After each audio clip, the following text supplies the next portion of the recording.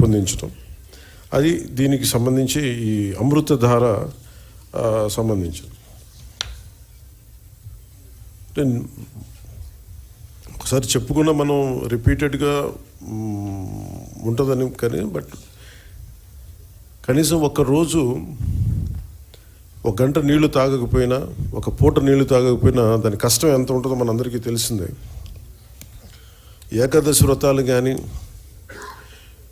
ఏదైనా సరే పొద్దున్నుంచి సాయంత్రం వరకు నీళ్లు తాగకుండా రకరకాల మనం ఈ రిలీజియస్ థింగ్ మనం ఈ పండుగల్లో అప్పుడు ప్రత్యేక పర్వదినాలు అప్పుడు చేసేవి, కానీ అప్పుడు కానీ మన నీటి విలువ తెలియదు. నీటి దొరకనప్పుడే మన నీటి విలువ తెలుస్తుంది. నాకు ప్రత్యేకించి నేను పిఆర్ మినిస్ట్రీ తీసుకున్న తర్వాత వాటర్ కన్జర్వేషన్ ఒకటి, నీటిని సరఫరా చేయటం ఒకటి, ఇవన్నీ నాకు చాలా ప్రత్యేకమైనవి, ఇష్టం నాకు. అంటే చాలా సందర్భాల్లో నేను చెప్పింది ఏంటంటే, అంటే నా అనుభవాలు పంచుకున్నది.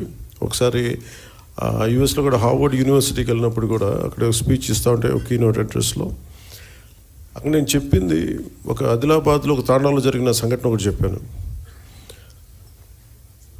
చాలాసార్లు పొలిటికల్గా మేము వెళ్తున్నప్పుడు చాలా ఆకాశంత ప్రామిసులు చేస్తూ ఉంటాం, ఆకాశాన్ని తీసుకొచ్చి పందిరేస్తూ ఉంటాం, ఇవన్నీ చేస్తూ ఉంటాయి. కానీ ఇలాంటి సందర్భంలో 2008లో ఆదిలాబాద్లోని ఒక తాండాలో పాపం 3-4 తాండాలకు కలిపి ఒకటే బోర్ పాయింట్, అది అందరూ వచ్చి అక్కడి నుంచి పట్టుకునేవాళ్ళు. ఒక కళ్ళు లేని కనుగుడ్లు కూడా లేవు పెద్ద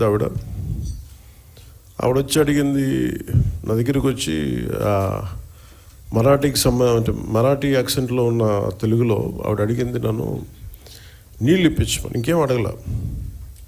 అంటే నీరు ఎంత కీలకమైందంటే, మనం ఒక భీష్మేకాదశి రోజున 24 గంటలు నీళ్లు తాగకపోతే ఎంత దారుణంగా ఉంటుందో నిజంగా కష్టం పాటించే వాళ్ళకి తెలుసు, వ్రతాలు పాటించే వాళ్ళకి, దొరకని వాళ్ళకి. సో ఇది అనేక మంది, చాలామంది నలిగి బాధలను అర్థం చేసుకుని దానికి ఒక పరిష్కార మార్గం, చాలామంది శ్రమ ఎప్పటికప్పుడు చేసుకుంటూ వచ్చారు. నేను రివ్యూ చేసిన తర్వాత పంచాయతీరాజ్ శాఖ రివ్యూస్లో జేజేఎంది చాలా కీలకంగా అనిపించింది. చాలా ఉన్నతమైన ఆశయంతో మొదలుపెట్టింది, ఎందుకు మనం దీన్ని ముందుకు తీసుకెళ్ళలేకపోయాం అనేది చాలా లోతుగా ఒకసారి అధ్యయనం చేస్తే,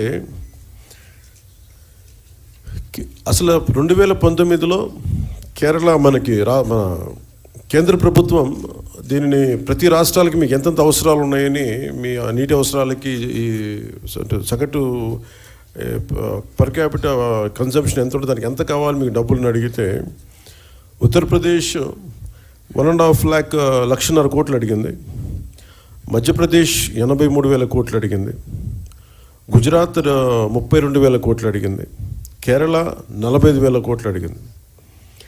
వీటన్నిటిలో కూడా మీరు కేరళని తీసుకుంటే మనకంటే చాలా చాలా చిన్న రాష్ట్రం, మనలో 4వ భాగం ఉంటుందేమో, 3వ భాగం కానీ. అలాంటి కేరళ 45,000 కోట్లు అడిగితే, గత ప్రభుత్వం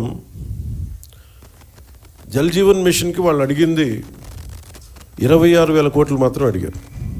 26,000 కోట్ల, ఇంకా ప్రిసైజ్గా చెప్పాలంటే 26,000 కోట్ల 823 26.8.23 crores 0.94 ఎగ్జాక్ట్గా అడిగింది. కానీ వాళ్ళు మంజూరు చేసింది 4,787.10 కోట్లు. ఇది కూడా దేనికి అంటే, వీళ్ళు పూర్తిగా డబ్బులు ఇవ్వలేకపోయారు, స్టేట్ షేర్ ఇవ్వలేదు వీళ్ళు. దానివల్ల మనం పూర్తిగా అవైల్ చేసుకోలేకపోయాం, సద్వినియోగం చేసుకోలేకపోయాం. దాంట్లో కూడా మీరు వెళ్ళి చూస్తే బేసిక్గా జల్ జీవన్ మిషన్ మన కేంద్ర ప్రభుత్వం, మనం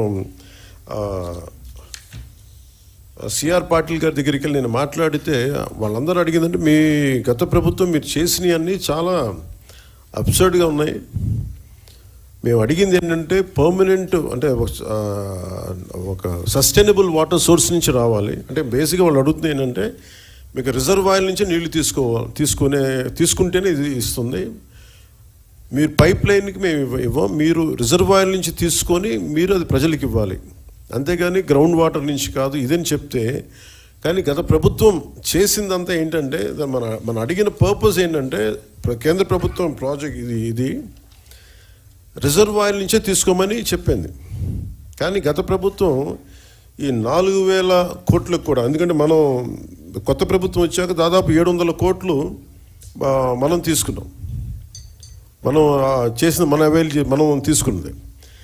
ఇప్పుడు జల్ జీవన్ మిషన్ కింద వాళ్ళు అడిగింది ఏంటంటే మనకున్న దాదాపు 38 మేజర్ సస్టైనబుల్ సోర్స్ రిజర్వాయర్స్ ఉన్నాయి మనకి. వాటికి సంబంధించి 95.44 ట్యాప్ కనెక్షన్స్కి 38 ఈ వాటర్ రిసోర్సెస్ని, సస్టైనబుల్ వాటర్ రిసోర్స్ని తీసుకోమని ప్రతిపాదన ఉంది. కానీ గత ప్రభుత్వం ఏం చేసిందంటే 4,000 కోట్లు కూడా గ్రౌండ్ లెవెల్లో చూస్తే కంప్లీట్గా కేంద్ర ప్రభుత్వం నిబంధనలకు వ్యతిరేకంగా చేశారు. ఏదో 1-2 స్కీములు తప్ప మిగతావన్నీ కూడా, అంటే ముందు పైపులు కొనేశారు. ఫస్ట్ ఎక్కడైనా సరే మనం నీటిని ఎక్కడి నుంచి తెచ్చుకుంటాం అనేది గుర్తించడం మానేసి ముందు పైపులు వేసేసారు. అవసరమైతే ఒక బోర్ పాయింట్ తవ్వేస్తారు. అలా ఇచ్చేస్తే ఇక్కడ మీకు చూపించదలుచుకుంది ఈ ఈ 2 మ్యాప్స్ ఉన్నాయి ఇక్కడ. యాక్చువల్ జల్ జీవన్ మిషన్ తాలూకు ముఖ్య ఉద్దేశం ఇది. 38 సస్టైనబుల్ రిజర్వాయర్స్ నుంచి ఇది దీని మ్యాపింగ్ ఇలా ఉండాలి. ఈ రెడ్ ఎందుకు